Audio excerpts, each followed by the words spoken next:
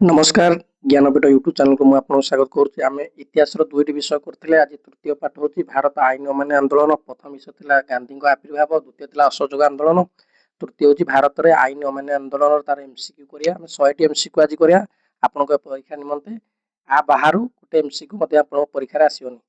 आज देखिए प्रथम 1 नंबर प्रश्न आम देखिया द्वितीय गोलटेबुल बैठक किए अध्यक्षता करथिले। हमर 3टी गोलटेबुल बैठक होइतिला से कहछि द्वितीय गोलटेबुल बैठक रे किए अध्यक्षता करथिले सभापति किए थिले रामसे मैकडोनाल्ड हैला। रामसे मैकडोनाल्ड ऑप्शन सी हमर राइट आंसर रामसे मैकडोनाल्ड करथिले अध्यक्षता करथिले। द्वितीय नंबर प्रश्न जे आमे 100टी आज एमसीक्यू आसीछि 100 रु 2टी किबा 3टी आपनको परीक्षा निमंते उपयुक्त हबो। जातीय कांग्रेस मद्रास अधिवेशन में साइमन कमिशन को वर्जन करने कहीं स्थिर होला। जो गोटे साइमन कमिशन गठन होता से कौन भी गठन होता आपड़ी थ्योरी पढ़ी थे जानते साइमन कमिशन गठन होता 1919 जो आई 1919 डिसेम्बर 23 जो भारत शासन आईन आनी कार्यकारी करने तदारक करने आसी भारत शासन आईन कहीं से जो विरोध करने को कांग्रेस स्थिर करथिला ना कम स्थिर करथिला ना एथिरे थिबा 7 जन सदस्य जड़े मत भारतीय नथिले। एथिरे 7 जन सदस्य मात्र 2 जन भारतीय थिले ना एथुरु 6 जन सदस्य केही भारतीय नथिले ना एथुरु जड़े 7 जन सदस्य केही भारतीय नथिले। एथुरु थिबा 7 जन सदस्य मध्य केही भारतीय नथिले 6 जन 7 जन थिले एथु 7 जन मध्य केही जन भारतीय नथिले। ऑप्शन डी हो राइट आंसर। आपण देखो दुईटी देछि एथिरे थिबा 7 जन सदस्य जड़े मात्र भारतीय थिले केही नथिले। एबे देखिए हमें 3 नंबर प्रश्न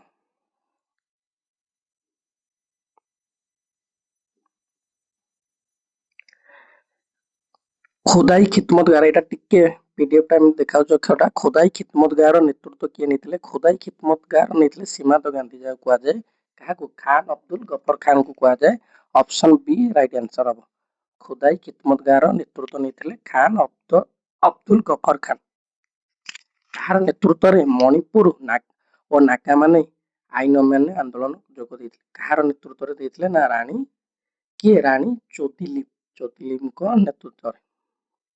एबे देखिए केबे औपचारिक भाव आईन अमान्य आंदोलन परिसमाप्ति घटिथिला। केबे औपचारिक भाव आईन अमान्य आंदोलन परिसमाप्ति घटिथिला ना केबे घटिथिला रे आईन अमान्य आंदोलन को केबे से स्थगित कर देथिले। स्थगित करथिला 1935 मसिया रे। खोदाई खिदमतगार प्रतिष्ठाता किए जी खोदाई खिदमतगार एबे पचाथिला एटी सीमांत गांधी थिला एटी ऑप्शन सीमांत गांधी नेतला कि खान अब्दुल गफर खान अब ऑप्शन डी हो राइट आंसर। केउ मसिया साइमन कमिशन गठित होता गठित होता 1927 मसीह गठित होता से 1928 आसी गठित पचार केबे गठित होता ना ऑप्शन सी 1927 मसीह गठित होता। डैश वर्ष रु कम वयस्क पिलाने बानर सेना अंतर्भुक्त थे कहारू ना जी 12 वर्ष कम थे आम बानर सेना कहते। ओडिशार केउ स्थान रे लवण सत्याग्रह भारत द्वितीय स्थान को कहला ना इंचुड़ी। इंचुड़ी हूँ भारत द्वितीय लवण सत्याग्रह भाव में इंचुड़ी थिला नामित थिला। इंचुड़ी सारे लवण आईन किए हुए करथिले इंचुड़ीटारे सारे आचार्य हरिहर प्रथम आसी नथिले गोपबंधु चौधरी जो अरेस्ट होला पर ये नेतृत्व नेले आचार्य हरिहर नेतृत्व नेथिले। 1931 मसीहा मे मासर श्रीजंगन चौकीदार कर विरोध में किए नेतृत्व नेथिले। श्रीजंगर किए नेतृत्व नेथिले ना गौरी शंकर मोहन दास नेथिले नेतृत्व। एबे देखिए हमें 12 नंबर प्रश्न बौद्धदायिनी संवाद पत्र किए लिखिथिले। बौद्धदायिनी लिखिथिले फकीरमोहन सेनापति। किए केउ शोभा यात्रा नेतृत्व नेउथिला बेले पुलिस लाठी प्रहार द्वारा छात्र गभीर आहत होइतिला सर लाल राजपथ राय जे साइमन कमिशन विरोध करथिले। एबे 14 नंबर देखिया साइमन कमिशन प्रतिवाद शोभा यात्रा रे लखनऊटारे केउ दुई जन को लाठी मार शिकार होइतिले। सर दुई जन लखनऊ शिकार होइतिले गोटे जण हेतिले आमे गोविंद बल्लभ पंत आउ जण जवाहर नेहरू हेतिले। ऑप्शन बी हो राइट आंसर। केउठारे गोविंद बल्लभ पंत पुलिस लाठी मार पुणी सेटा पचाले लखनऊ रे सीटा केवल बुलेबो केते हम थ्योरी पढ़ी देतो एमसीक्यू सब हमको इजी लागियो। किए सीमांत गांधी पुणी सेटा किए सीमांत गांधी ना खान अब्दुल गफर खान होचंदी सीमांत गांधी। 1929 मसीहा लाहौर अधिवेशन किए सभापति करथिले। लाहौर अधिवेशन रे किए सभापति करथिले ना जवाहर नेहरू सभापति करथिले। एबे देखिया 18 नंबर आईन अमान्य आंदोलन पर केउ चुक्ति साक्षर होइतिला। आईन अमान्य आंदोलन पर सेवरेज चुक्ति नु गांधी यूरोइन चुक्ति ना पुना चुक्ति ना तामसिन गांधी यूरोइन चुक्ति हेतिला। पुना चुक्ति होची पुना पाट हेतिला जोटा गांधी आउ कहार आंबेडकर को मध्य रे। 1919 ଭାରତ ଶାସନ ଆଇନ କାର୍ଯ୍ୟକାରୀ କରା ଏଇଟା କହିଥିଲି କାର୍ଯ୍ୟକାରୀ କରିବାକୁ କୋର୍ଟ ଆଇଥିଲେ ନା ସାଇମନ କମିଶନ ଆସିଥିଲେ। ଅପସନ ଡି ହବ ରାଇଟ ଆନ୍ସର। ଭାରତରେ ମେସିନ ଗନ୍ ବୋମାରେ ଉଡାଇ ଦେବା ପାଇଁ କିଏ ଗାନ୍ଧିଜୀକୁ ଧମକ ଦେଇଥିଲେ? ଯୋଉ ଯାଇଥିଲେ ପ୍ରଥମ ବୈଠକ ତ ଗାନ୍ଧିଜୀ ଗଲେନି ଗୋଲଟେବୁଲ ବୈଠକରେ, କଂଗ୍ରେସର କେହି ପ୍ରତିନିଧି ଯାଇନଥିଲେ। ଦ୍ୱିତୀୟ ବୈଠକରେ ଯାଇଥିଲେ କଂଗ୍ରେସର ମହାତ୍ମା ଗାନ୍ଧୀ ଯାଇଥିଲେ। ୱିନଷ୍ଟନ ଚର୍ଚ୍ଚିଲ କହିଥିଲେ ଯେ ତମକୁ ଆମେ ମେସିନ ଗନରେ ଉଡେଇ ଦେବୁ ବୋଲି। କେଉଁ ଚୁକ୍ତି ମୁତାବକ ସରକାର ଦଳିତମାନଙ୍କ ପାଇଁ ପୃଥକ ନିର୍ବାଚନ ମଣ୍ଡଳୀ ବ୍ୟବସ୍ଥା କରିଥିଲେ? କେଉଁ ଚୁକ୍ତି ଅନୁସାରେ କରିଥିଲେ? ସେବେକ୍ ଚୁକ୍ତି, ମେଣ୍ଟିଙ୍ଗ ଚୁକ୍ତି, ନା ୟୁରୋଇନ ଚୁକ୍ତି, ନା ପୁନା ଚୁକ୍ତି? ଦଳିତମାନଙ୍କୁ ପ୍ରତ୍ୟାହାର କଲେ, ଯଦି କରିଥାନ୍ତେ ମେଣ୍ଟିଙ୍ଗ ଚୁକ୍ତି, କେବେ ପ୍ରତ୍ୟାହାର? ପୁନା ଚୁକ୍ତି ଦ୍ୱାରା ପ୍ରତ୍ୟାହାର କରିଦିଆହେଲା। ଦଳିତ ଶ୍ରେଣୀ ପାଇଁ ପୃଥକ ନିର୍ବାଚନ ମଣ୍ଡଳୀ ଘୋଷଣା ପ୍ରତ୍ୟାହାର ଦାବିରେ ଗାନ୍ଧିଜୀ କେବେଠାରୁ ଅନଶନ କଲେ? ଗାନ୍ଧିଜୀ କେବେଠାରୁ ଅନଶନ କଲେ? ନା 1932 ମସିହା। ଅପସନ ଡି ହବ ରାଇଟ ଆନ୍ସର। ସାଇମନ କମିଶନ କେଉଁ ଦିନ ଭାରତରେ ପହଞ୍ଚିଲେ? ସାଇମନ କମିଶନ ପହଞ୍ଚିଲେ ଫେବୃଆରୀ 3, 1928 ତାରିଖ ଦିନ। ଅପସନ ବି ହବ ରାଇଟ ଆନ୍ସର। ଏବେ ଆମେ ଯିବା 24 ନମ୍ବର ପ୍ରଶ୍ନକୁ।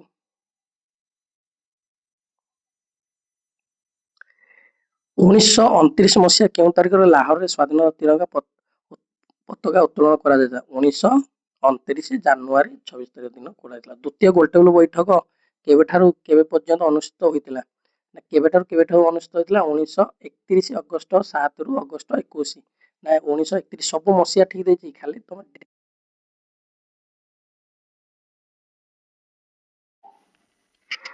କିଏ ପୁରୀ ଜିଲ୍ଲାର ଲବଣ ସତ୍ୟାଗ୍ରହର ନେତୃତ୍ୱ ନେଇଥିଲେ? ପୁରୀ ଜିଲ୍ଲାର କିଏ ନେତୃତ୍ୱ ନେଇଥିଲେ? ନା ପଣ୍ଡିତ ନୀଳକଣ୍ଠ ଦାସ ଜଗନ୍ନାଥ ରଥ ନେତୃତ୍ୱ ନେଇଥିଲେ।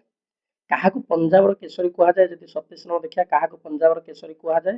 ନା ଲାଲ ଲଜପତ ରାୟକୁ କୁହାଯାଏ ପଞ୍ଜାବର କେଶରୀ କୁହାଯାଏ। ତାପରେ ଦେଖିବା ଆଇନମାନେ ଆନ୍ଦୋଳନ ସମୟରେ ଇଂରେଜ ବରଲାଟ କିଏ ଥିଲେ? ଆଇନମାନେ ଆନ୍ଦୋଳନ ପରେ ଲର୍ଡ ୟୁଏନ ଥିଲେ ତାଙ୍କର ଭାଇସରୟ ଥିଲେ। କେଉଁ ତାରିଖରେ ଭାରତ ପ୍ରଥମ ସ୍ୱାଧୀନ ଦିବସ ରୂପେ ପାଳନ କରିଥିଲା? ଜାନୁଆରୀ 26 ତାରିଖ। କିଏ ଗାନ୍ଧିଜୀକୁ ଅର୍ଦ୍ଧନଗ୍ନ ଫକୀର ଭାବରେ କହିଥିଲେ? ନା ପଞ୍ଚମ ଜର୍ଜ କହିଥିଲେ ତାଙ୍କୁ ଅର୍ଦ୍ଧନଗ୍ନ। ଏବେ ଦେଖିବା 31 ନମ୍ବର ପ୍ରଶ୍ନ।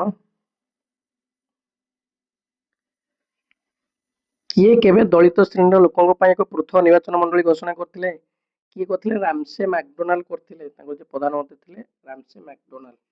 କେବେ ଗାନ୍ଧୀ ହିରୋଇନ ଚୁକ୍ତି ସ୍ୱାକ୍ଷର ହୋଇଥିଲା? କେବେ ଗାନ୍ଧୀ ଆଉ ହିରୋଇନ ମଧ୍ୟରେ ଚୁକ୍ତି ସ୍ୱାକ୍ଷର ହୋଇଥିଲା? 1931 ମାର୍ଚ୍ଚ 15। ଏଇ ଚୁକ୍ତି ହେଲା ପରେ ହିଁ ଗାନ୍ଧୀଜୀ ଯାଇକି ଯୋଗ ଦେଇଥିଲେ ପ୍ରଥମ ଗୋଲଟେବୁଲ ବୈଠକରେ। ତାହେଲେ ଗୋଲଟେବୁଲ ବୈଠକ ଦ୍ୱିତୀୟ ଗୋଲଟେବୁଲ ବୈଠକ ଯୋଗ ଦେଇଥିଲେ। ପ୍ରଥମରେ ଯାଇନଥିଲେ, ଦ୍ୱିତୀୟରେ ଗଲେ, ତୃତୀୟରେ ଗଲେନି। ତିନୋଟି ଗୋଲଟେବୁଲ ବୈଠକ ହେଇଥିଲା। ତୃତୀୟ ଗୋଲଟେବୁଲ ବୈଠକ କେବେ ଅନୁଷ୍ଠିତ ହୋଇଥିଲା? ତୃତୀୟ ଗୋଲଟେବୁଲ ବୈଠକ 1925 ମସିହା ଆରମ୍ଭ ହୋଇଥିଲା। ପ୍ରଥମ ହେଉଛି 1930, ସେକେଣ୍ଡ ହେଉଛି 1931, ଥାର୍ଡ ହେଉଛି 1932। ଆଇନମାନେ ଆନ୍ଦୋଳନ କେଉଁ ସମୟରେ ଦୁଇଟି ବୁଲେଟ ଲୋକମାନଙ୍କ ମଧ୍ୟରେ ବଣ୍ଟା ଯାଇଥିଲା? କୋଉମାନଙ୍କ ମଧ୍ୟରେ? ଆଶା ଓ ସମାଜ, ନା ପ୍ରଭାତ ଖବର, ନା ବମ୍ବେ ସମାଚାର, ବିଦ୍ରୋହୀ ବିପ୍ଳବୀ, ନା ନବଭାରତ ନବଜୀବନ? ବିଦ୍ରୋହୀ। ସାଇମନ କମିଶନ କାହିଁକି ବିଫଳ ହୋଇଥିଲେ? କୌଣସି ଭାରତୀୟ ସଦସ୍ୟ ନଥିବାରୁ, ତୀବ୍ର ପ୍ରତିକ୍ରିୟା ଯୋଗୁଁ, ଆଇନମାନେ ଆନ୍ଦୋଳନ ଯୋଗୁଁ? ଆଇନମାନେ ଆନ୍ଦୋଳନ ଯୋଗୁଁ ସାଇମନ କମିଶନ ବିଫଳ ହୋଇଥିଲେ।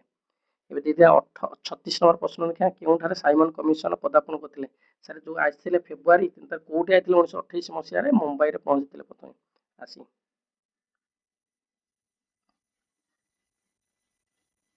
ଏବେ ଆମେ ଦେଖିବା 37 ନମ୍ବର। 1928 ନଭେମ୍ବର 27ରେ କେଉଁଠାରେ ମହାନ ସଂଗ୍ରାମୀଙ୍କ ପରଲୋକ ହୋଇଥିଲା? କିଏ 1928 ମସିହାରେ କାହାଙ୍କର ପରଲୋକ ହୋଇଥିଲା? ଲାଲ ଲଜପତ ରାୟଙ୍କ ପରଲୋକ ହୋଇଥିଲା। ବିଦ୍ରୋହୀ ନାମର ଖବରକାଗଜ କେଉଁଠାରେ ପ୍ରକାଶିତ ହୋଇଥିଲା? ବିଦ୍ରୋହୀ ନାମର ଖବରକାଗଜ, ଏଇଟା ଆପଣଙ୍କର ଡାଉଟ ଅଛି। କେଉଁଠି ଆଇନମାନେ ଆନ୍ଦୋଳନର ଏକ ବିଶେଷତ୍ୱ? କେଉଁଠି ଆଇନମାନେ ଆନ୍ଦୋଳନର ଏକ ବିଶେଷତ୍ୱ? ବହୁ ସଂଖ୍ୟାର ମହିଳା ଏଠାରେ ଯୋଗ ଦେଇଥିଲେ। ଏଇଟା ହେଉଛି ତାର ସବୁଠୁ ବଡ଼ ଉଦାହରଣ ହେଉଛି ଲବଣ କେନ୍ଦ୍ର ଗଠନ କରିବା ନାହିଁ, ବହୁ ସଂଖ୍ୟାର এই ଆଇନମାନେ ଆନ୍ଦୋଳନରେ ବହୁ ସଂଖ୍ୟାର ମହିଳାମାନେ ଏଠାରେ ଯୋଗଦାନ ଦେଇଥିଲେ। ତାପରେ ଓଡ଼ିଶାରେ କେତେ ଜଣ ସତ୍ୟାଗ୍ରହୀ କାହା ନେତୃତ୍ୱରେ କଟକ ସରୋଜ ମନ୍ଦିର ଇଞ୍ଚୁଡ଼ି ଅଭିମୁଖେ ଯାଇଥିଲେ? କେତେ ଜଣ ସତ୍ୟାଗ୍ରହୀ ଯାଇଥିଲେ? କେତେ ଜଣଟା? ଆଇନମାନେ ଆନ୍ଦୋଳନ ସମୟରେ ଏପ୍ରିଲ 8 ତାରିଖରେ କେଉଁଠାରେ ଗୋପବନ୍ଧୁ ଚୌଧୁରୀଙ୍କୁ ଗିରଫ କରାହୋଇଥିଲା? କେଉଁଠାରେ? ନା ଚାରଦୋଳି ଠାରେ ତାଙ୍କୁ ଗିରଫ କରିଦିଆଯାଇଥିଲା। ଇଞ୍ଚୁଡ଼ି ଲବଣ ସତ୍ୟାଗ୍ରହ କେଉଁ ନାରୀ ନେତ୍ରୀ ଯୋଗ ଦେଇଥିଲେ? ଇଞ୍ଚୁଡ଼ି ଦେଇଥିଲେ କଣ? ରମାଦେବୀ, ମାଳତୀ ଦେବୀ, ନା କୋକିଳା ଦେବୀ, ନା ରମାଦେବୀ ଯୋଗ ଦେଇଥିଲେ। ଇଞ୍ଚୁଡ଼ି ଛାଡ଼ି ଆଉ କେଉଁ କେଉଁ ସ୍ଥାନ ଲବଣ ଆଇନ ଭଙ୍ଗ କରାଯାଇଥିଲା? ଇଞ୍ଚୁଡ଼ି ଛାଡ଼ି ଆମର କୋଉଠି ଆଉ ଦିଆଯାଇଥିଲା? ଅପସନ ସି ଗଞ୍ଜାମ ଜିଲ୍ଲାର କିଏ ଲବଣ ସତ୍ୟାଗ୍ରହ ପରିଚାଳନା କରିଥିଲେ? ଗଞ୍ଜାମ ଜିଲ୍ଲାର କିଏ କରିଥିଲେ? କରୁଣାକର ସ୍ୱରୂପ। ତାପରେ ଯଦି ଦେଖିବା ଆମେ 45 ନମ୍ବର।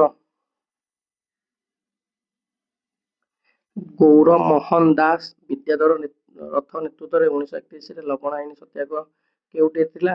ଶ୍ରୀଜଙ୍ଗ। ଆଇନ ଅମାନ୍ୟ ଆନ୍ଦୋଳନର 3ଟି କାର୍ଯ୍ୟ ମଧ୍ୟରୁ କେଉଁଟି ନୁହେଁ? ପାଣ୍ଠି ସଂଗ୍ରହ କରିବା, ଚୌକିଦାରୀ ଉଚ୍ଛେଦ କରିବା, ବିଦେଶୀ ବସ୍ତ୍ର ବର୍ଜନ କରିବା, ନିଶା ନିବାରଣ କରିବା। ପାଣ୍ଠି ସଂଗ୍ରହ କରିବା ଏଇଟା ନୁହେଁ, ଅପସନ ଏ।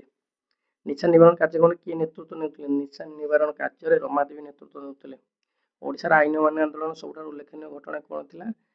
ସବୁଠୁ ଥିଲା ନାରୀ ଜାଗରଣ। ନାରୀ ଜାଗରଣ 1932 ଅଗଷ୍ଟରେ ଇଂଲଣ୍ଡ ପ୍ରଧାନମନ୍ତ୍ରୀ ରାମସେ ମ୍ୟାକ୍ଡୋନାଲ୍ଡ କ'ଣ ଘୋଷଣା କରିଥିଲେ? ସେ ଘୋଷଣା କରିଥିଲେ ଦଳିତ ହରିଜନ ପାଇଁ ଏକ ପୃଥକ ନିର୍ବାଚନ ମଣ୍ଡଳୀ, ଅପସନ ସି। ତାପରେ ଆମେ ଦେଖିବା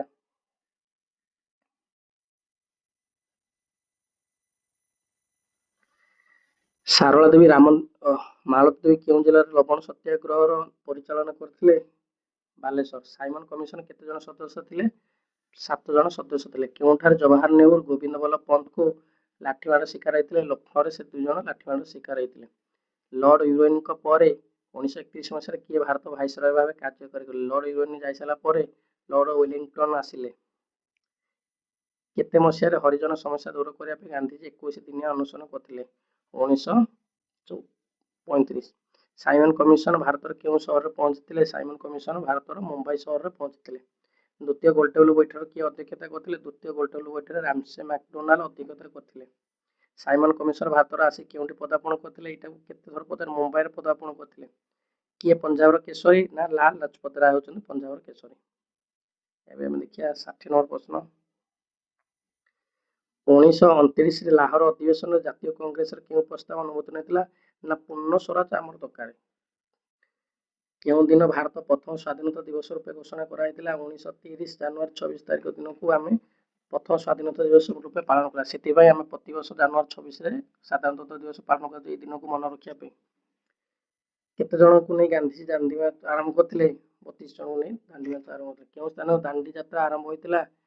ଦାଣ୍ଡି ଯାତ୍ରା ଆରମ୍ଭ ହୋଇଥିଲା ସାବରମତୀ ଆଶ୍ରମ ଠାରୁ। କିଏ ସୀମାନ୍ତ ଗାନ୍ଧୀ ନାମରେ ପରିଚିତ? ଖାନ ଅବଦୁଲ ଗଫର ଖାନ ହେଉଛନ୍ତି ସୀମାନ୍ତ ଗାନ୍ଧୀ ରୂପେ ପରିଚିତ।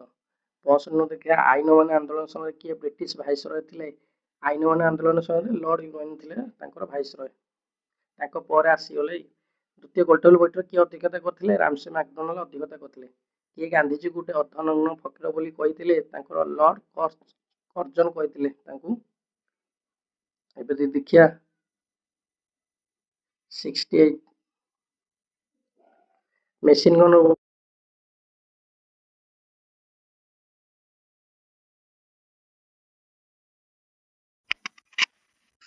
ଆମେ ଦେଖିବା ମେସିନ ଗନ୍ରେ ଉଡ଼େଇଦେବା ବୋଲି ଗାନ୍ଧିଜୀକୁ କିଏ ଧମକ ଦେଇଥିଲେ? ମେସିନ ଗନ୍ରେ ଗାନ୍ଧିଜୀକୁ ଉଡ଼େଇଦେବା ବୋଲି କିଏ ଧମକ ଦେଇଥିଲେ?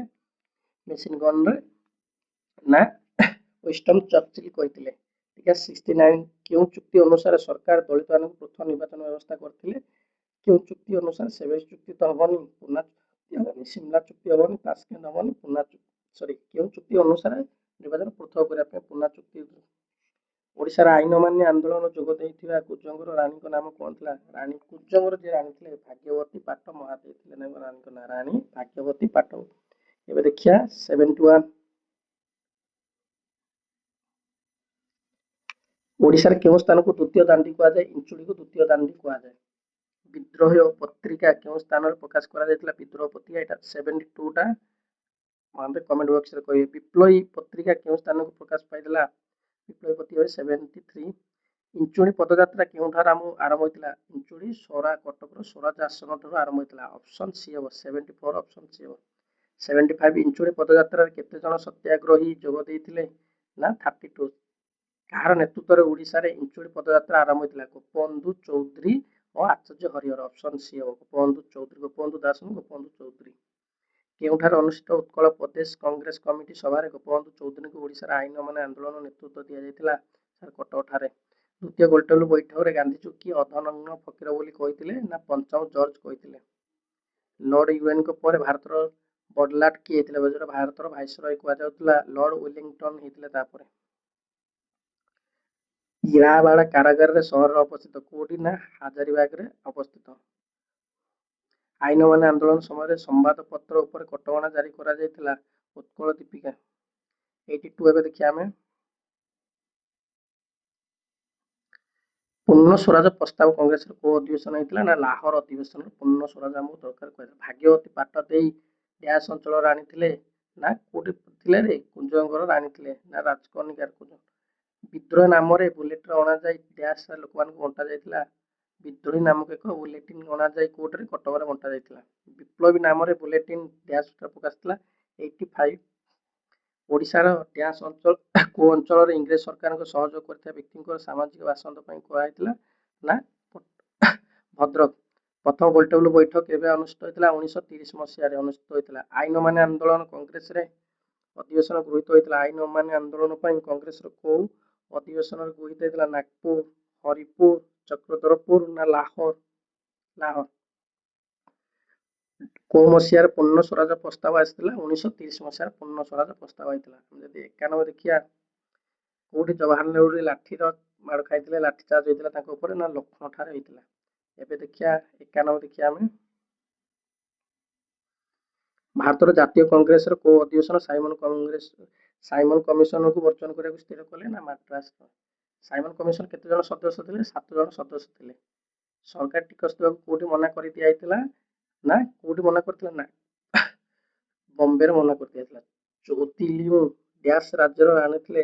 କୋଉଟାର? ସାରା ମଣିପୁରର ରାଣୀ ଥିଲେ ଚୌତିଲିଉ। ଲବଣ ଆଇନ ଭଙ୍ଗ କରିବା ପାଇଁ ଗାନ୍ଧିଜୀ କୋଉଠୁ ଯାତ୍ରା ଆରମ୍ଭ କରିଥିଲେ? ସାବରମତୀ ଆଶ୍ରମରୁ ଆରମ୍ଭ କରିଥିଲେ। 1929 ଡିସେମ୍ବର 31ରେ ସ୍ୱାଧୀନତା ତ୍ରିରଙ୍ଗା ପତାକା ଉତ୍ତୋଳନ କୋଉଠି ପ୍ରଥମେ କରାଯାଇଥିଲା? ନା ଲାହୋର। କୋଉଠି? ଆମର ରାବି ନଦୀ କୂଳରେ। ସେ କିଏ କରିଥିଲେ? ଜବାହର ନେହେରୁ କରିଥିଲେ। ଜବାହର ନେହେରୁ ନଦୀ କୂଳରେ ସ୍ୱାଧୀନତା ପରେ ସାରା ରାବି ନଦୀ କୂଳରେ। ଏଇଟା ମୁଁ କହିଥିଲି। ପଞ୍ଜାବ କେଶରୀ କାହାକୁ କୁହାଯାଏ? ନା ଲାଲ ଲଜପତ ରାୟଙ୍କୁ କୁହାଯାଏ ପଞ୍ଜାବର କେଶରୀ। ସାଇମନ କମିଶନ ଭାରତ କେଉଁ ସହରରେ ପଦାର୍ପଣ କରିଥିଲେ? ଏଇଟାକୁ ବାରମ୍ବାର ପଚାରୁଛି, ବମ୍ବେ ସହରରେ। ଆପଣ ଏଇଟା ରିପିଟେଡ ଆସିଯାଉଛି କ୍ୱେଶ୍ଚନ ଗୁଡ଼ା ଆପଣଙ୍କର। ଏବେ ଦେଖିବା, ନୀଳକଣ୍ଠ ଦାସ ଠାରେ ଲବଣ ସତ୍ୟାଗ୍ରହ କରିଥିଲେ, ସାର୍ ପୁରୀ ଠାରେ। ନିରଞ୍ଜନ ପଟ୍ଟନାୟକ ଡ୍ୟାସ୍ ଠାରେ ଲବଣ ସତ୍ୟାଗ୍ରହ କରିଥିଲେ, କୋଉଠି କରିଥିଲେ? ଗଞ୍ଜାମ। ଶ୍ରୀଜଙ୍ଗ ଅଞ୍ଚଳରେ ସରକାରୀ କରକୁ ବିରୋଧ କରାଯାଇଥିଲା କୋଉଠି?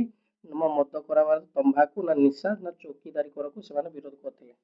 103 ଯଦି ଦେଖିବା, କୋଉ ସ୍ଥାନରେ ଆଇନ ଅମାନ୍ୟ ଭଙ୍ଗ ପାଇଁ ମଥୁରା ମୋହନ ବେହେରା କରୁଣାକର ପାଣିଗ୍ରାହୀଙ୍କୁ ଗିରଫ କରାଯାଇଥିଲା? ସାରଦା ଠାରେ। ଦାଣ୍ଡି ଡ୍ୟାସ୍ ରାଜ୍ୟରେ ଅବସ୍ଥିତ? ଦାଣ୍ଡିଟା କୋଉ ରାଜ୍ୟରେ ଅବସ୍ଥିତ? ନା ଗୁଜୁରାଟରେ ଅବସ୍ଥିତ ହଉଛି ଦାଣ୍ଡି। ଗାନ୍ଧୀ ଆଇନ ଅମାନ୍ୟ ଆନ୍ଦୋଳନ କରିବେ ବୋଲି ଡ୍ୟାସ୍ ଜଣାଇଥିଲେ? କାହାକୁ ଜଣାଇଥିଲେ? ଲର୍ଡ ସେ ଯେତେବେଳେ ଥିଲେ ଲର୍ଡ କିଏ ଥିଲେ? ୱିଲିୟମ ବେଣ୍ଟିଲ ତ ନଥିଲେ, ଲର୍ଡ ଇରୱିନ ଥିଲେ, ତାଙ୍କୁ ଜଣାଇଥିଲେ। ଅପସନ ଡି ହବ ରାଇଟ୍ ଆନ୍ସର।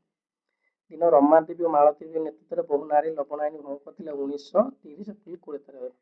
1932 ସେପ୍ଟେମ୍ବର 20 ତାରିଖ ଗାନ୍ଧିଜୀ କେଉଁ କାରାଗାରକୁ ନିଆଯାଇଥିଲେ? କୋଉ କାରାଗାରକୁ? ନା ହଜାରିବାଗ କାରାଗାରକୁ। ନା ହଜାରିବାଗ ସରି ୟାରାଭାଡା ଯୋଉ ପୁନେର ଥିଲା ସେଠି ତାଙ୍କୁ ନେଇଯାଇଥିଲେ। କୋଉ ରାଜ୍ୟର ଲୋକମାନେ ଜଙ୍ଗଲ ଆଇନ ଭଙ୍ଗ କରିଥିଲେ? ସାର୍ ମହାରାଷ୍ଟ୍ରରେ ଜଙ୍ଗଲ ଆଇନ ଭଙ୍ଗ କରିଥିଲେ। ଏବେ ଟିକେ 109 ଦେଖିବା ଆମେ। 109 କହୁଛି ନାରାୟଣୀ ବୀରବନ୍ତ ସାମନ୍ତ ଠାରେ କୋଉଠାରେ କରିଥିଲେ? ନା ଜମକୁଣ୍ଡ ଠାରେ କରାଯାଇଥିଲା। ଇଞ୍ଚୁଡ଼ି ସତ୍ୟାଗ୍ରହ କଟକର ଡ୍ୟାସ୍ ଆଶ୍ରମ ବାହାରିଥିଲା? ସ୍ୱରାଜ ଆଶ୍ରମରୁ ବାହାରିଥିଲା। ସ୍ୱରାଜ ଆଶ୍ରମ ଇଞ୍ଚୁଡ଼ି ଅଭିମୁଖରେ କେତେ ଜଣ ଯାଇଥିଲେ? 30 ଜଣ ଯାଇଥିଲେ। ଆଇନ ଅମାନ୍ୟ ଆନ୍ଦୋଳନ ସମୟରେ ଭାରତର କେତେ ଥର ପଚାରୁଛି? Lord Irwin. ଦାଣ୍ଡି ଯାତ୍ରା ସମୟରେ ଗାନ୍ଧିଜୀଙ୍କ ଜଣେ ସହକର୍ମୀଙ୍କ ସାଙ୍ଗରେ କେତେ ଯାଇଥିଲେ? ଆମର ସହକର୍ମୀ ଯାଇଥିଲେ 21 ବୋଧେ। କେଉଁ ମସିହାରେ ଗାନ୍ଧୀ ଆଇନ ଅମାନ୍ୟ ଆନ୍ଦୋଳନ ଡାକରା ଦେଇଥିଲେ? 1930 ମସିହାରେ ଦେଇଥିଲା ଡାକରା ଦେଇଥିଲେ। ଆଇନ ଅମାନ୍ୟ ଆନ୍ଦୋଳନ ଆରମ୍ଭ ପାଇଁ ପୂର୍ବରୁ ଗାନ୍ଧିଜୀ କେଉଁ ଦଫା ଦେଇଥିଲେ? ନା 11ଟି ଦଫା ଦେଇଥିଲେ। ଇଞ୍ଚୁଡ଼ି ଗାନ୍ଧୀ ସମୟରେ ଠାରେ ଗୋପବନ୍ଧୁ ଦାସ ଚୌଧୁରୀଙ୍କୁ ଗିରଫ କରିଥିଲା। ଚାନ୍ଦୋଳି ଠାରେ ତାଙ୍କୁ ଗିରଫ କରିଦେଲା। ଉତ୍ତର କଂଗ୍ରେସ ପ୍ରଦେଶର କିଏ ଥିଲେ ତାଙ୍କର ଯୋଉ ନିଷ୍ପତ୍ତି ନେଇଥିଲେ ଆଇନ ଅମାନ୍ୟ କରିବା ପାଇଁ? ନା କୋଉ ଅଧିବେଶନ? କଟକ ଅଧିବେଶନରେ। ଆମେ ଯଦି ଦେଖିବା ଏବେ 18 ନମ୍ବର, ଅନୁଯାୟୀ ସରକାର ଦମନ ଦଳିତମାନଙ୍କ ପାଇଁ ପ୍ରଥମ ନିର୍ବାଚନ କରିଥିଲେ? ସାର୍ ପୁନା ଚୁକ୍ତି। ୟାରାୱାଡାରେ କାହାକୁ ରଖାଯାଇଥିଲା? ମହାତ୍ମା ଗାନ୍ଧୀଙ୍କୁ ରଖାଯାଇଥିଲା। ଏ ଦେଖିବେ 120 ଆଉ 121 ଆପଣଙ୍କ ପାଇଁ ରହିଲା ହୋମ୍ ଟାସ୍କ। ଆମକୁ କମେଣ୍ଟ କରିବେ ନିହାତି କେତୋଟି ପ୍ରଶ୍ନ ଆପଣଙ୍କୁ ଆସିଲା ଆଉ କେତୋଟି ପ୍ରଶ୍ନ ଆପଣଙ୍କୁ ଆସିଲାନି। ତାପରେ ଆମେ ଚତୁର୍ଥ ବିଷୟଟା ଆଣିବୁ ଭାରତ ଛାଡ଼। ଏଇଟା ଭାରତ ଛାଡ଼ ପରେ ତାପରେ ଆସିଯିବ ଆମର ଭାରତ ଶାସନ, ବୋଧେ ଭାରତ ବିଭାଜିତ ଆସିଯିବ। ଆପଣ କମେଣ୍ଟ କରି ଜଣାଇବେ ଆପଣଙ୍କର କେତୋଟି ପ୍ରଶ୍ନ ଆସିଲା ଆଉ କେଉଁ ପ୍ରଶ୍ନଟା ଯଦି ଆମ ତରଫରୁ ଭୁଲ ଅଛି ଆମକୁ ମଧ୍ୟ କମେଣ୍ଟ କରି ଜଣାଇ ପାରିବେ। ୟା ପରେ ଆମେ ନେକ୍ସଟ ଚାପ୍ଟର ଆଣିବୁ। ରହୁଛୁ ନମସ୍କାର।